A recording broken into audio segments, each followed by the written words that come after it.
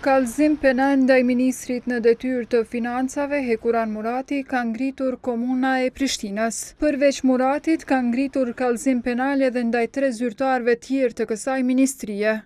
Në një dokument që kryetari i Prishtinës Përparim Rama ka publikuar në Facebook, e që mban datën 7 tetor, thuhet se kallëzimi penal dorëzohet në prokurorinë speciale nën pretendimin se zyrtarët e Ministrisë së Financave kanë kryer veprën penale keqpërdorim i detyrës zyrtare.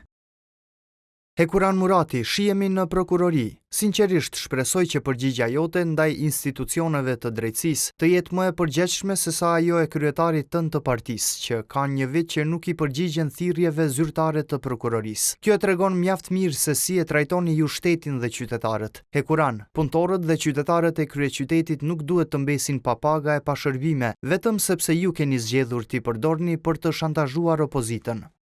Në kallëzim penal thuhet se këta persona nuk i kanë përmbushur detyrat zyrtare të tyre, duke i shkaktuar dëm institucionit publik të komunës duke mos alokuar mjetet financiare.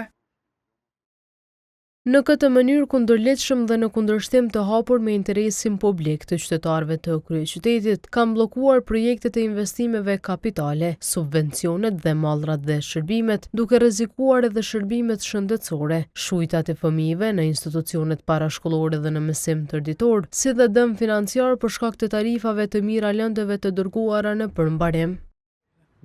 E ministri në detyrë i financave, Hekuran Murati, e ka quajtur marrëzi kallëzimin penal ndaj tij. Marrëzia Përparim Ramës nuk pas ka kufi. Vetë ai nuk ka arrit me miratu buxhetin e komunës brenda afatit ligjor dhe tash mendon me hedh fajin e dështimit personal tek të tjerët me shfaqje sikur kjo me kallëzim penal. Besoj që dikush do duhej me njoftu përparimin që kodi penal parashet dënim me 3 muaj deri në 3 vjet burgim për kallëzim penal të rrem. Vetëm një ditë më parë, Rama dhe Murati patën përplasje në Facebook për çështjen e buxhetit të komunës për 2025. Përderisa Rama fajsoi Muratin se ka bllokuar miratimin e buxhetit, Murati ka akuzuar Lidhjen Demokratike të Kosovës dhe partitë e tjera ish opozitare për mos precedim të çështjeve në kuvend për katësisht mosformimin e komisioneve parlamentare. Ai ka paralajmëruar edhe padi për shpifje ndaj Përparim Ramës.